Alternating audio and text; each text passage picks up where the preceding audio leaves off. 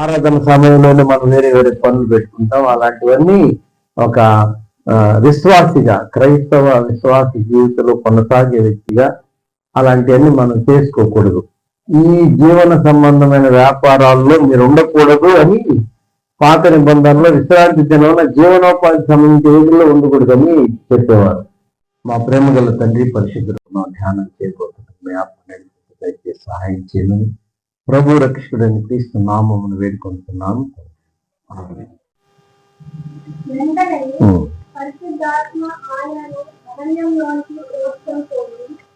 ఆయన సాతాను చేత శోధింపబడుతూ అరణ్యంలో 40 దినములు అడవి మృగములతో కూడా ఉండేది. మరియు దేవదూతలు ఆయనకు పరిచయం చేస్తున్నారు. వెంటనే పరిశుద్ధాత్మ ఆయనను అరణ్యంలోకి తోడ్కొని పోయి ఆయన సాతాను చేత శోధింపబడుతూ అరణ్యంలో 40 దినములు అడవి మృగములతో కూడా ఉండేది. మరియు దేవదూతలు ఆయనకు పరిచయం చేస్తున్నారు. దేవుని నామమునకు మహిమ కలుగును గాక. ఆయన సన్నిధిలో పరిశుద్ధ రోజు మనం ఆదివారం ఈ విధంగా ఉదయకాలం కావచ్చు, మన మధ్యాహ్న కాలం కావచ్చు కలుసుకోవాల్సిన బాధ్యత మనకి దేవుడు ఇచ్చాడు. పాత నిబంధన గ్రంథంలో విశ్రాంతి దినమును మీరు పరిశుద్ధముగా ఆచరించాలి అనేది ఒక వాక్యం, ఒక ఆజ్ఞ. అది ఆజ్ఞల్లో 10 ఆజ్ఞల్లో ఒకటి అన్నమాట. మరి విశ్రాంతి దినం ఆ రోజుల్లో పాత నిబంధన ప్రకారం శనివారం 7వ రోజున వారు అబ్జర్వ్. ఎందుకంటే దేవుడు సృష్టిని 6 రోజులు చేసి 7వ రోజు విశ్రమించాడు. అంటే ఆయన రెస్ట్ తీసుకున్నాడు. అప్పటికి పని పూర్తి అయిపోయింది. తర్వాత దేవుణ్ణి గణపరచాలన్న ఉద్దేశంతో దేవుని సన్నిధిలో సమాజం కనబడాలని మరి యెరూషలేము దేవాలయం ఉన్నప్పుడు కానీ, లేకపోతే యెరూషలేము దేవాలయం ఒక ప్లేస్ లో ఉండేది, షిలోహులో కొంతకాలం ఉండేది. అలాంటప్పుడు ఆ టౌన్లలో, ఆ గ్రామాల్లో సమాజం అంతా ఒక దగ్గర కలుస్తున్న దాన్ని సమాజ మందిరం అనేవాడు. అంటే మనకి ఇప్పుడు ఎట్లా మందిరం ఎట్లా మనం అట్లా కలుసుకునేవాడు. కలుసుకుని దేవుని ఆరాధించే, దేవుని ధర్మశాస్త్రం చదివేవాళ్ళు, దాన్ని ధ్యానం చేసేవాళ్ళు, దాన్ని ఉపదేశం చేసేవాళ్ళు. ఇది ఆ రోజుల్లో జరిగేటటువంటి విషయం. పాత నిబంధనలో ఉన్నటువంటి ఆ క్రమము నూతన నిబంధనలో కూడా అప్పుడు 7వ రోజు జరిగింది, ఇప్పుడు మొదటి రోజు జరిగింది. కారణం ఏంటంటే ప్రభువు పునరుద్ధారుడై లేచినటువంటి రోజును విశ్రాంతి దినం, లేకపోతే పాత నిబంధన అది కొట్టివేయబడింది కాబట్టి ఆయన సిలువలో నెరవేర్చాడు. కాబట్టి నూతన నిబంధనలో మనం పునరుద్ధాన దినం రోజు అపోస్తలుల బోధ ప్రకారము వారు ఆదివారం ఆరాధన కలుసుకునేవారు. కాబట్టి మొదటి రోజు దేవుని ఆరాధించవలసిన అవసరం ఉంది. విశ్రాంతి దినంలో కొంత దూరం నడిచేది కూడా బియాండ్ దట్ సర్టన్ లిమిట్, అంటే కొంత మైలు దాటి నడవకూడదు, ఇన్ని ఉండే. అయితే మనం అవన్నీ చేయమని కాదు, కానీ జీవన సంబంధమైన వాటిని మాత్రమే చేస్తూ ఉండాలి అనేటువంటి ప్రాధాన్యతల్లో మనం తీసుకోవాలి. ఒకవేళ డ్యూటీస్ ఉంటాయి, కొంతమంది 8 అవర్స్ అంటే 4 రోజు పడుతుంది, సండేస్ పడతాయి. సండేస్ పడినప్పుడు ఉద్యోగం ప్రకారం వెళ్తారు, అదేం తప్పేది లేదు. కానీ ప్రభుని ధ్యానించుకుంటూ సమయం గడపడం. కానీ అట్లనే 52 వారాలు నేను ఆరాధన రాలేదంటే ఆ ఉద్యోగం అవసరం, ఆ ఉద్యోగం అవసరం లేదు. ప్రభుని అడిగి ప్రభు దానికి సబ్స్టిట్యూట్ గా, అంటే ప్రత్యామ్నాయంగా మరొకటి ఇస్తాను. యాక్చువల్ ఇప్పుడు కాంపిటేటివ్ ఎగ్జామ్స్ రాస్తారు, కరెక్ట్ గా ఆదివారమే పడతాయి ఎగ్జామ్స్ అన్ని. దేవుడు రాసిందే ఆదివారమే. ఆదివారం అంటే ఆలోచించుకోవాలా, మన మనసు అలాగ ఉండాలి. ఎందుకంటేమో 8 గంటల 10 గంటలకు కదా, 9 గంటలకి ఆరాధన అయిపోయి చాలా ఉన్నాయి. అందుకని ఆ టైం కొంచెం ఎర్లీగా పోయి ఆరాధనలో ఉండి తర్వాత ఎగ్జామ్ రాయడం, అలాంటివి మనం ప్లాన్ చేసుకుంటా ఉండాలి. కాబట్టి ప్రతి ఒక్కరు అంతే, మీకు ఏదైనా అర్జెంట్ అవసరం ఉంటే మధ్యాహ్నం ఆరాధన తర్వాత వస్తారని చెప్పాలి. 11కి వస్తాం, సరే అయితే సరే ఎట్టగొట్టి వచ్చేస్తాను. 11 పోయి ఆడనే ఉండి కంటిన్యూ అయిపోయి ఆ ప్రార్థనలు వదిలిపెట్టేసి ఇవన్నీ దేవుడు సక్సెస్ చేయాలి.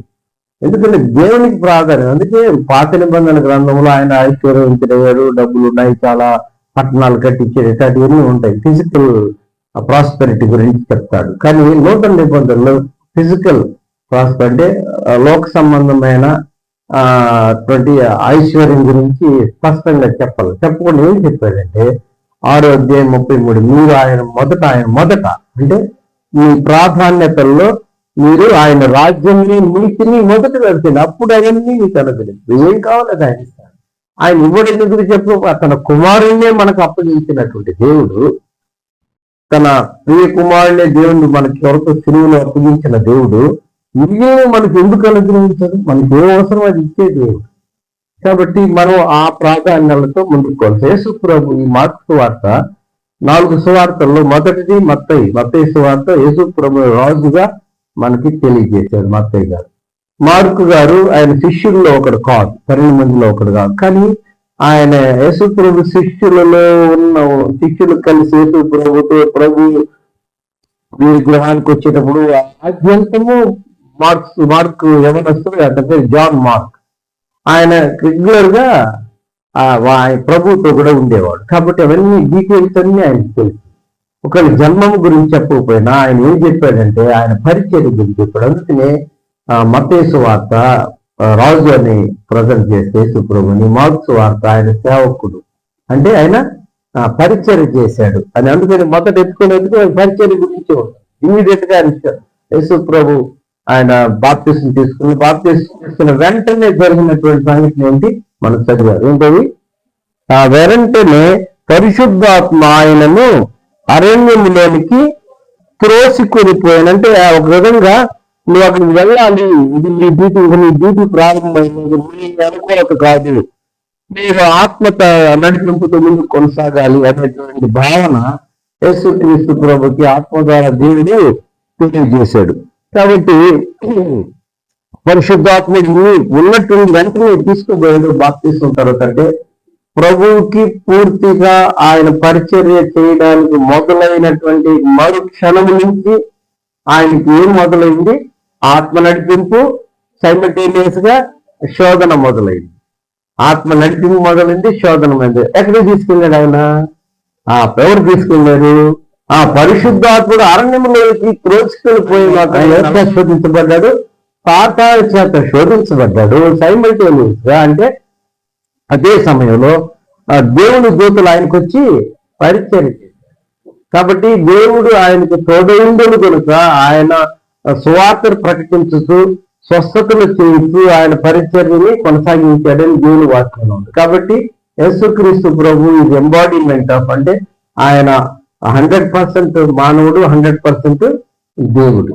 ఆయన దైవత్వం ఆయనలో ఉన్నది, దేవుని కుమారుడుగా ఆయన పిలువబడ్డాడు. కాబట్టి యేసు ప్రభు మాట్లాడేటప్పుడు నేను మీకు కొన్ని విషయాలు చెప్తున్నాను కదా, అది నేను నా సొంతంగా చెప్తాను లేదు. మరి ఎవరు చెప్పారు అంటే అక్కడే వాళ్ళకి యూదులకి కొంత ఏమంటారు అయిష్టత కలిగింది. నేను నా తండ్రి మాటలు తెలియజేస్తాను. నా తండ్రి ఎవరైనా పరలోకం ముందున్న యెహోవా దేవుడు నా తండ్రి అని చెప్పి అందుకని ఆయన్ని దైవదోషణ చేస్తున్నాడు అని ఆయన్ని చాలా మార్లు రాళ్ళతో కొట్టారని చెప్పారు. ఆయన పిలాతు దగ్గర కూడా కంప్లైంట్ కూడా ఒక ఛార్జ్ ఒకటి పెట్టారు ఆయన. అయితే ఇక్కడ ఉన్నటువంటి పరిస్థితి ఏంటంటే యేసుక్రీస్తు ప్రభు ఆయన చెప్తూ నేను ఎవరి మాటలు చెప్తున్నాను అన్నారు ఆయన.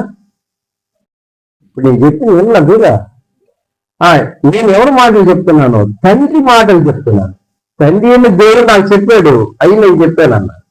అంటే నేను అడిగితే చెప్పడం లేదు, మీరు వింటాం లేదు, గమ్మును కూర్చోని ఉండాలి పెట్టేసి. నువ్వు చెప్తే వినకపోతే ఏం ప్రయోజనం? నువ్వు వచ్చినా పోయినా అంటే ఏం ప్రయోజనం? అంటే మీరు వెళ్తాను నువ్వు చెప్పి చాలా క్రోధం గురించి జిస్ట్ అంటే ఏమంటారు అంత ఏమంటారు కొద్ది మాటలు ఎక్కువ బిల్లుకి వచ్చేటట్టు ఇన్ఫర్మేషన్ వచ్చేటట్టు చెప్తాను. నువ్వు అది కూడా వినకపోతే ఎట్లా? యేసు ప్రభు ఏమన్నాడు? నేను ఎవరి మాటలు చెప్తున్నా అన్నాడు, తండ్రి మాటలు చెప్తున్నా అని ఆయన ఏమన్నాడు తెలుసా? నేను మీకు పరిశుద్ధాత్మని ఇక్కడ పంపిస్తా.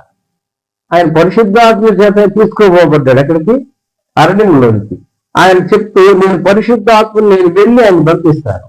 ఆయన సొంత మాటలు ఏం చెప్పడు. ఆయన ఏం చెప్తారంట? నా మాటల్లోంచి ఆయన తెలియజేస్తాడు. కాబట్టి ఎవరు సమానం, ఎవరు ఎక్కువ అని దేవునుకోవాలి. మన ఇంట్లో తండ్రి, కుమారుడు, పరిశుద్ధాత్ముడు ముగ్గురు ఒకటే భావన, ఒకే తలంపు. కాబట్టి పరిశుద్ధాత్ముడు ఆయన ఎక్కడికి ఈ పరిచయం ఏంటి భూలోకంలో? ఈ శోధనకి, శ్రమకి, కష్టాలకి, తిరస్కారాలకి, వీటన్నిటికీ నువ్వు అనుభవించాలి అన్నట్టుగా ఆయన్ని ప్రిపేర్ చేశాడు. ఎక్కడికి తీసుకెళ్ళాడు? అరణ్యంలో ఏమున్నాయంటే అడవి జంతువులు ఉన్నాయి. అడవి జంతువులు అంటే క్రూరమగాలు, క్రూరత్వము, ఒంటరితనము, తర్వాత తిరస్కారము, తర్వాత శోధన, ఇవి ఉన్నాయి. అట్ ద సేమ్ టైం అది ఉండగా ఆయన ఉపవాసంలో ప్రార్థన చేస్తుంటే ఆయనకి ఎవరు పరిచయం చేశారు? దేవదూతలు వచ్చి ఆయనకు పరిచర్య చేస్తుంది. కాబట్టి యేసుక్రీస్తు ప్రభు ఈ లోకంలో ఉన్నప్పుడు మొదటలోనే బాప్తిసం తీసుకోగానే ఆయనకి ఏమని మేనిఫెస్టేషన్ జరిగింది? బాప్తిసం తీసుకుని బయటకు రాగానే ఏమన్నాడు? ఈయన నా ప్రియ కుమారుడు, ఈయన యందు నేను ఆనందిస్తున్నాను. ఎవరన్నారు? తండ్రి స్వరం వినబడింది. తర్వాత కుమారుడు ఇక్కడున్నాడు. పరిశుద్ధాత్ముడు పావురం వలె శరీరాకారముతో ఆయన మీద దిగడం అక్కడ వాళ్ళు చూశారు. కాబట్టి తండ్రి కుమారు పరిశుద్ధ ముగ్గురు కలిసి చేసేటటువంటి పని ఒకే దేవుడు. కాబట్టి మానవుడుగా లోకములో ఉన్నటువంటి మనుషుల పాప పరిహారం కొరకు ఆ శరీరంలో ఉన్నటువంటి వారు శరీరంలో చేసే పొరపాటు శరీరం ఎందుకు చేస్తారంటే వయసు ప్రకారం చేయడం కాదు, బికాస్ వారు సాతానుడి శోధనకు లోపడ్డారు. కాబట్టి వాళ్ళు ఏముంది? 5:12 ప్రకారం, రోమా 5:12 ప్రకారం ఒక మనుషుల ద్వారా పాపం లోకంలోనికి వచ్చింది. లోపం అంటే మనుషుల్లోకి వచ్చింది. ఆ మనుషుల్లో ఏమొచ్చింది? ఆ పాపం ద్వారా మరణం వచ్చింది. అది అక్కడికి ఆగిపోలేదు. ఎవరికి వచ్చింది? అందరికీ వచ్చేసింది.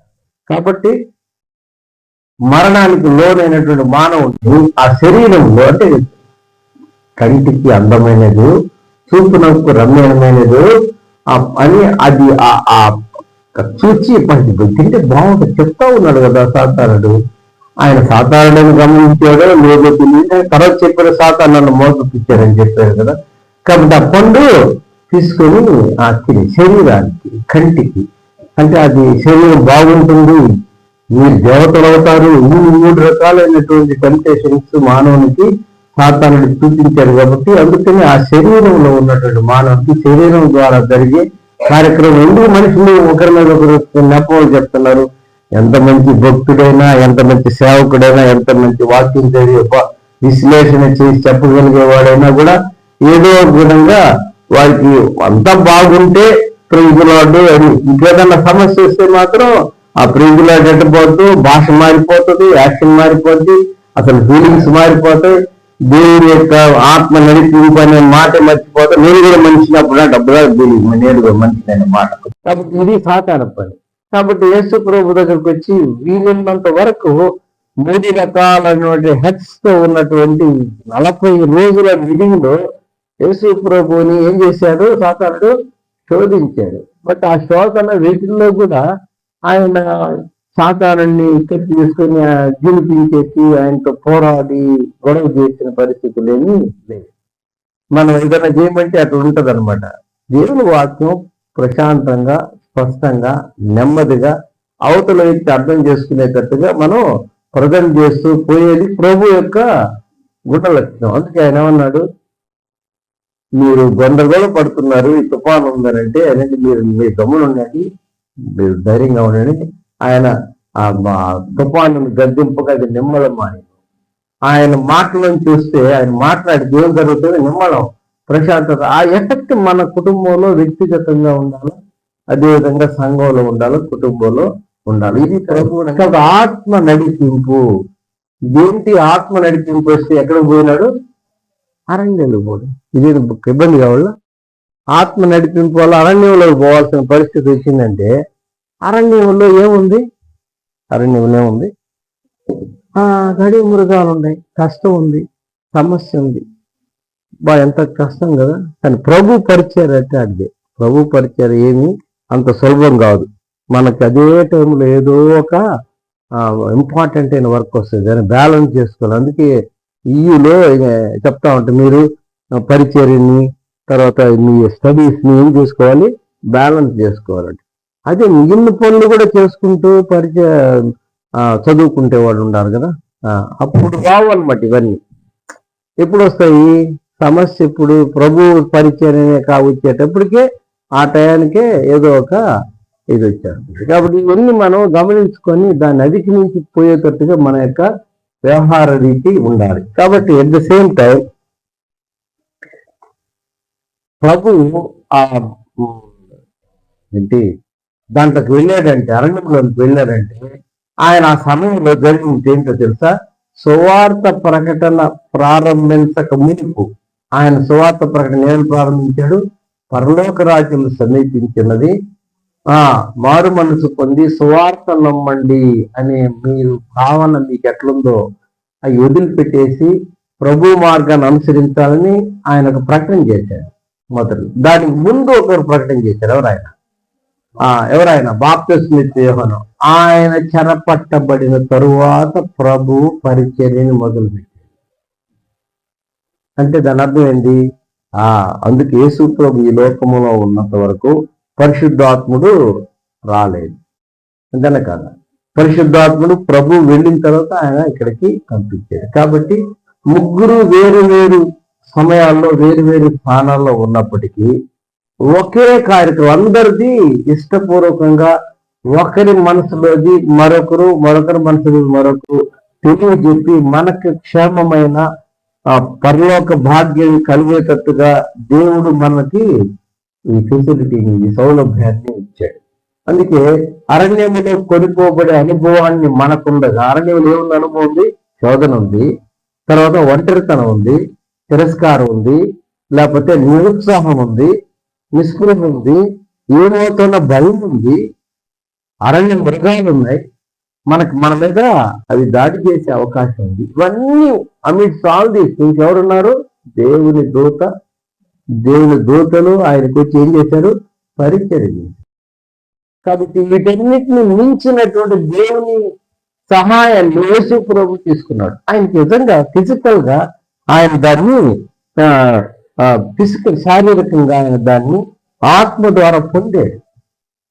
అందుకని ఏమన్నాడంటే, ఆయన శరీరధారి అయిన దినములలో తను మరణము నుండి తప్పించగల వారికి ప్రార్థనలను యాచనలు చేసినందున ఆయన అంగీకరించబడి, మినిమం ఇనిషియల్ అంటే మొదట్లో ఆయన పరిచర్య ప్రారంభమే వీటితో మొదలైంది, శోధనతో మొదలైంది, ప్రారంభమే. కాబట్టి ఈయన ఉన్నన్ని రోజులు, జీవించిన రోజులు, పరిచర్య చేసిన రోజులు ఆయన ప్రతిదినం వారిని వీడుకొలిపి ఆయన అరణ్యములోకి వెళ్ళాను. లేకపోతే ఆయన ఒంటరి ప్రాంతానికి వెళ్ళిందంటే ఆయన రాత్రంతా వారిని పంపించి మీరు రెస్ట్ తీసుకోండి అని చెప్పి, వారికి అంత ఆత్మీయ పరిజ్ఞానం లేదు కాబట్టి వారిని ఇంటికి పంపించేసి ఆయన అరణ్యంలోనికి ఆయన ప్రార్థన చేసే అలవాటు వాడుక చొప్పునని. ఈ మార్క్స్ వార్త మొదటి అధ్యాయంలో యేసు ప్రభు ఆయన చేసే పరిచర్య సంపూర్ణంగా ఉదయకాలం నుంచి రాత్రి వరకు ఆయన చేసే పరిచయం అంతా మొదటి అధ్యాయంలో రాసింది. ఎందుకంటే సాయంకాలం అది ప్రొద్దు కుంచినప్పుడు 32వ వచనంలో ఆయన అనేక మంది ఆయన దగ్గరికి తీసుకొచ్చారు. సాయంకాలం ప్రొద్దు కుంచినప్పుడు తర్వాత చంద్రకడన లేచి, తర్వాత వచనాలు దాటిన తర్వాత చంద్రకంటే ఆయన ఎప్పుడు కూడా ఆయన ప్రశాంతంగా ఆయన రెస్ట్ తీసుకున్నట్టు అర్లీ అవర్స్ లోనే లేచి ఆయన అప్పుడే రాత్రి ప్రార్థన చేసి వచ్చి మళ్ళీ కొద్దిసేపు రెస్ట్ తీసుకొని, అందుకే ఆయన అప్పుడప్పుడు అమరమున ఆయన అలసి ఉన్న రీతిని ఆయన అమరమున తలవాల్చి ప్రయాణం చేస్తా ఉన్నారు. ప్రయాణాన్ని ఆయన ఏం చేశాడు? పడవలో ఆయన అలసిపోయినాడు కాబట్టి నిద్రపోడు. కొంచెం ఒకసారి అంటాడు, మీరు అలసిపోయి ఉన్నారు కదా, మీరు కొంచెం రెస్ట్ తీసుకొని ఉదయం పరిచర్లో ఉన్నాం మనం అన్నాడు. అలాంటివి ఎప్పుడు చేసేవాళ్ళు? అయినా మిగిలిన సమయాల్లోనే చేసేవాడు. ఉదయాన్నే మళ్ళీ పరిచర్యకి వెళ్ళిపోయేవాడు. ఆయన వెతుక్కుంటూ వస్తే వారికి ఏం చెప్పాడు తెలుసా? నేను ఇందు నిమిత్తమే కదా నేను ఈ లోకం అనిపించి నేను ఇతర పట్టణంలోనూ గ్రామంలోనూ సువార్త ప్రకటించి దేవుని రాజ్యాన్ని ప్రకటించాలి, అనేక మందిని శిష్యులుగా చేయాలి, దేవుని రాజ్య విస్తరణలో నేను ముందుకు కొనసాగాలని ఆయన చెప్పాడు. కాబట్టి ఆత్మ నడిపింపులు మొదట ఉన్నటువంటి పరిస్థితులు ఏమున్నాయి? శోధన, ఒంటరితనము, బెదిరింపు, తర్వాత క్రూరత్వము, భయము, నిరుత్సాహము, నిస్పృహ, ఇవన్నీ ఉండగా ఆయన ఏ సహాయం తీసుకున్నాడు? ఆ దేవదూతల సహాయాన్ని ఆయన తీసుకున్నాడు. దేవదూతల నుంచి ఆయనకు దేవతలు పరిచయం చేయడానికి గల కారణం ఏంటి? శోధన జరుగుతూ ఉంటే దేవదూతలు వచ్చేసి చేయడం కాదు. ఆయన ఏం చేశాడు? ఇన్ బిట్వీన్ శోధనకి దేవుని దూతల యొక్క పరిచయకి మధ్య నేను ఏం చేశాడు? ప్రార్థన చేసి, ఉపవాసం అంటే ప్రార్థన. దేవుడు ఎవరు మనకి? తండ్రి. తండ్రి అయిన దేవునికి కుమారులమైన మనము ఆయన అడుగుతున్నాం, ప్రభు అంటే పరిచర్య చేయడానికి దేవుని చేత పంపబడిన ఆత్మలు, దేవుని దూతలు విశ్వాసులైన వారికి, యేసుప్రభు రక్తంలో కడగబడిన వారికి దేవుడు ఇచ్చినటువంటి ఆధిక్యత ఏంటంటే దేవుని దూతల యొక్క పరిచర్య. దానికి మొదలుగా యేసు ప్రభు శరీరంలో భాగమై ఉండబోతున్నటువంటి మనకి ఆయన మాదిరి చూపించారు. నాకు వారు పరిచయం చేశారు, మీకు కూడా చేస్తారు. రెండో విషయం ఏంటంటే యేసుక్రీస్తు ప్రభు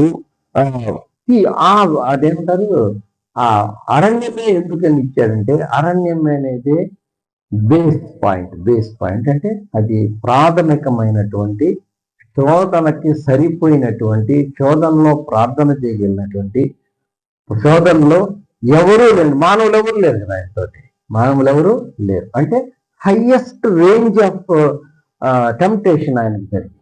మానవులకి ఎవరికి జరగనంత టెంప్టేషన్ ఆయన ఎందుకంటే మనుషులు ఇంకెవరు లేరు అక్కడ. లేకుండా ఆయన సాతానుడు ప్రపంచం అంతా తీసుకొచ్చి చూపించేశాడు. రెండో శోధన ఏమన్నాడు, మొదటి శోధన ఏమన్నాడు, శరీరానికి నువ్వు నిజమే what ever he said was right. ఏమన్నాడు, మీకు అంకలుగా ఉన్నావు కదా, ఇన్ని రోజుల కోసం ఉన్నావు కదా, అబ్బాయి ఎంత పొంగుంటాడో ఎందుకు.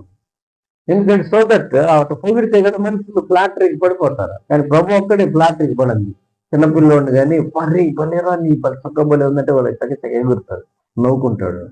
ఆ పెద్ద ఆయన అడిగావనుకో, ఏమైనా పెద్ద ఆయన నువ్వు ఇప్పుడే ఇంత యాక్టివ్గా ఉన్నావు, ఏందబ్బా నేను అట్టుండే నేను వయసులో ఉన్నప్పుడు 50-60 సంవత్సరాలు కూడా ఆ పొగడ్తకి. కాబట్టి అది లోకం. కాబట్టి ఇలాంటివి ఎందుకు వచ్చాయి ప్రభు, కానీ ఈల్డెట్టు కదా, వాటికి చోటు ఇవ్వలేదు, వాటిని అనుసరించలేదు.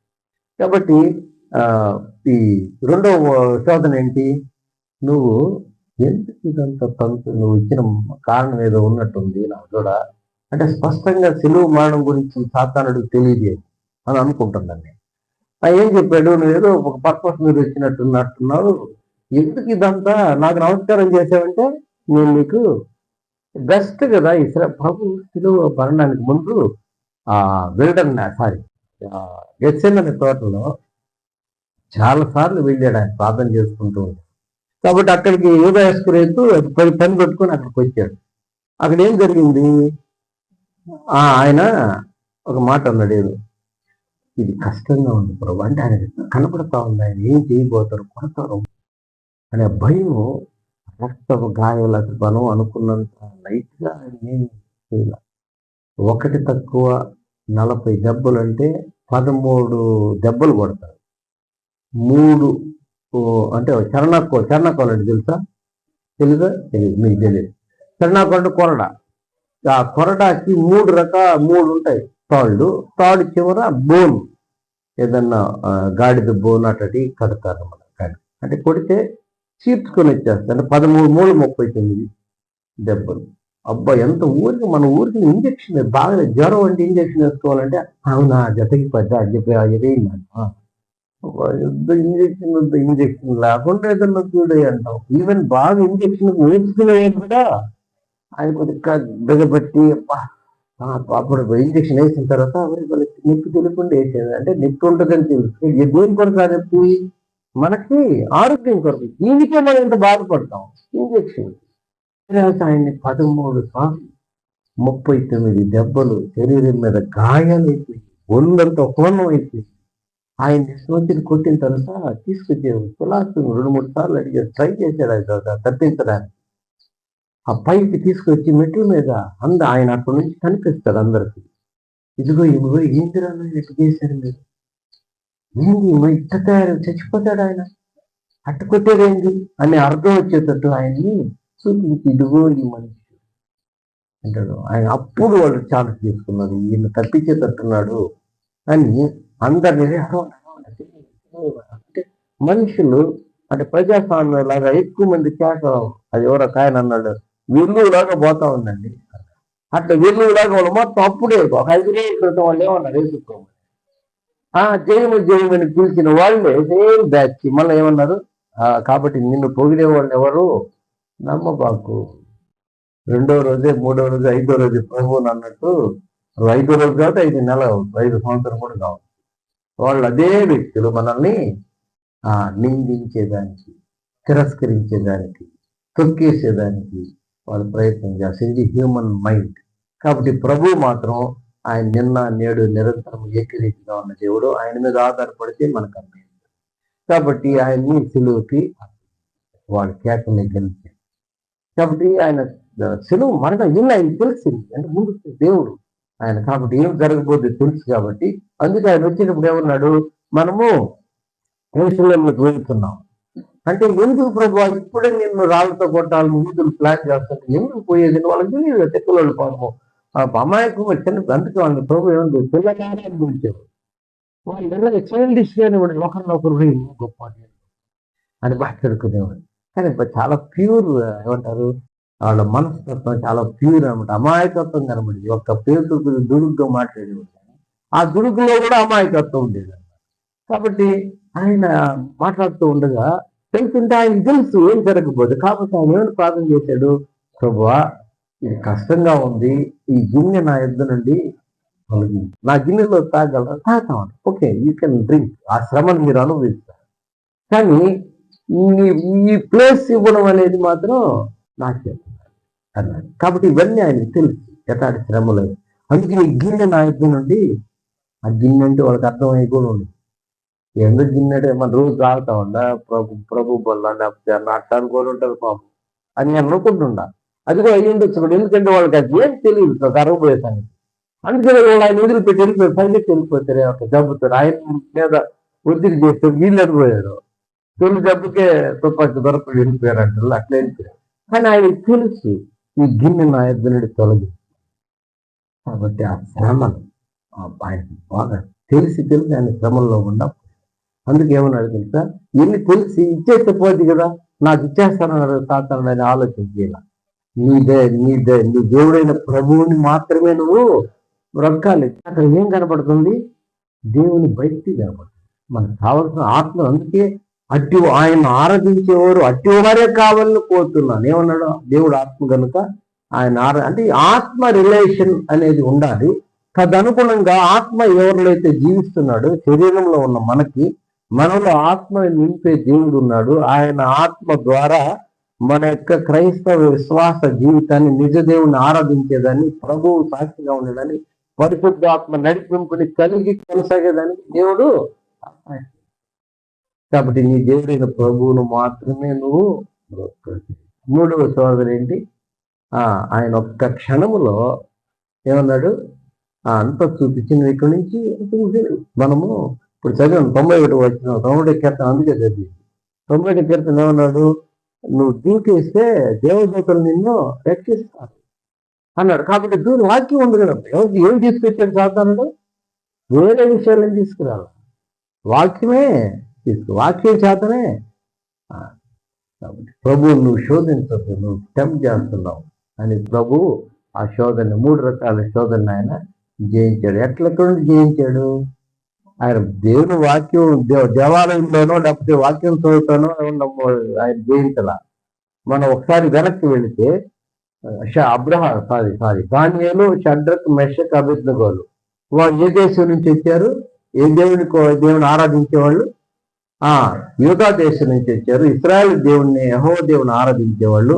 వారు వెళ్ళిన ప్రాంతము సర్వ సుఖాలు. ఆ రోజుల్లో బబులోను సామ్రాజ్యం ఉన్నతమైన ప్రపంచాన్నంతా ఏలే పరిస్థితుల్లో ఉన్నటువంటి సామ్రాజ్యములు అధిపతులుగా ఉన్నారు. అన్ని ఆధిక్యతలు ఉన్నాయి వీళ్ళకి, అన్ని సపర్యలు చేసేవాళ్ళు ఉన్నారు. కానీ వారు ఆహారంలోనే ఏం చెప్పారు, మేము ఈ ఆహారాన్ని మేము తినమన్నారు.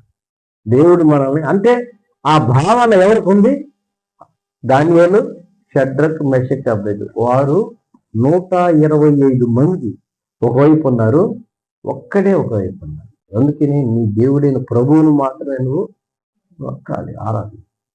కాబట్టి దేవుని ఆత్మ నడిపింపు. ఈ సమయంలో ఉన్నటువంటి ఆయనకున్న ఇదేం తెలుసా, ఎన్విరాన్మెంట్ కూడా అనుకూలంగా, అంటే దానియేలు, షడ్రక్, మెషక్, అబేద్నెగో వాళ్ళకి ఎన్విరాన్మెంట్ కూడా అనుకూలంగా. ఆహార నియమాల సమస్య ఉండే, జనాలు 125 మంది వ్యతిరేకంగా ఉన్నారు. అయితేను ఇది ఆజ్ఞ రాజు వద్ద నుంచి బయలుదేరని తెలిసినప్పటికీ వాడుక చొప్పున ప్రతిదినము ముమ్మారు దేవుని సంధిలో ఇంటి గడ్డి పై గది కిటికీలు వెలిసిపోయిన వైపునకు తెరచి ఆయన దేవుని బ్రతిమాలుటకును ప్రార్థించుటకును ఆయన మానలేదు.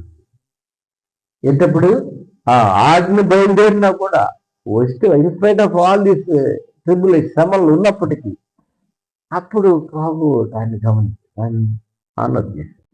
ఆయన అంత పెద్ద శోధనని దానియేలు జయించాడు. మన చిన్న విషయాల్లో కూడా మనం జయించలేని పరిస్థితి.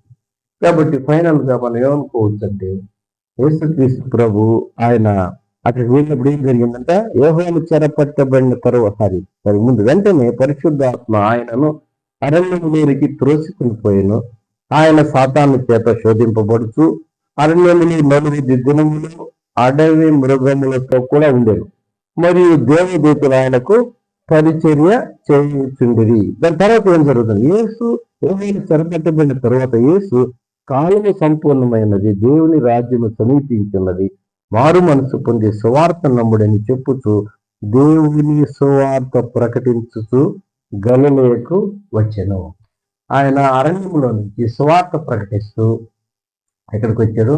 గలిలయ ప్రాంతానికి వచ్చాడు. ఆయన సువార్తని ప్రారంభించాడు. ఆఫ్టర్ ఈ ఎఫెక్ట్ తర్వాత, శోధన తర్వాత, శ్రమ తర్వాత ఆయన దేవుని సన్నిధిని ఆయన